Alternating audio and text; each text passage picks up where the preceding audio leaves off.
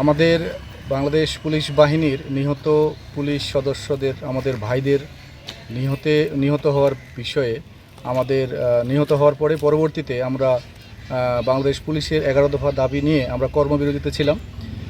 মাননীয় স্বরাষ্ট্র উপদেষ্টা মহোদয় আমাদের এই দাবি দাওয়াগুলি সংক্রান্তে উনি আমাদেরকে নিশ্চয়তা বিধান করেছেন যে উনি আমাদের দাবিগুলো মেনে নেবেন।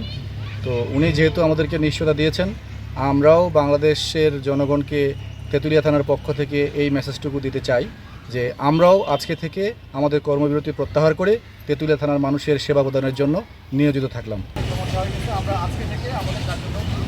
স্যান্ডেলিনা সো, রূপচর্চায় আভিজাত্য। আমি কয়দিন থেকে থানায় আসতেছি, থানায় আসে আমরা পুলিশ পাই না। তা আজকে আসছি, দেখলাম যে পুলিশগুলো আমাদেরকে অনেক সুন্দর পরামর্শ দিল, সেবা দিল। আর এখন আমরা এই থানায় আসে এই পুলিশের সেবা পাচ্ছি আর কি। 2 দিন থেকে আসছি, পুলিশের কোনো পোশাক নাই। তো আজকে দেখলাম যে পুলিশ পোশাকওয়ালা এসে কার্যক্রম ওরা শুরু করছে, আমাদের কথাবার্তা শুনতেছে।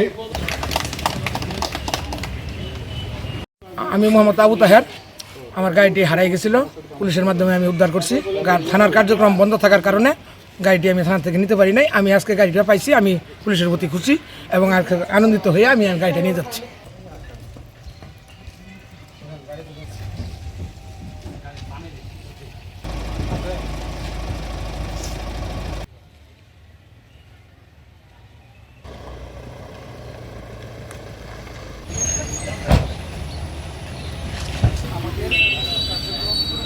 ফিরে আসলাম।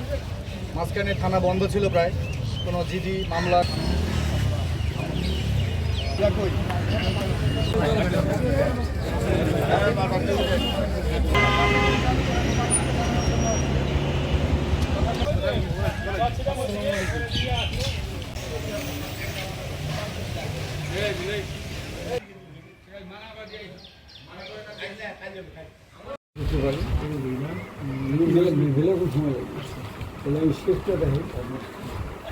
এটা হলো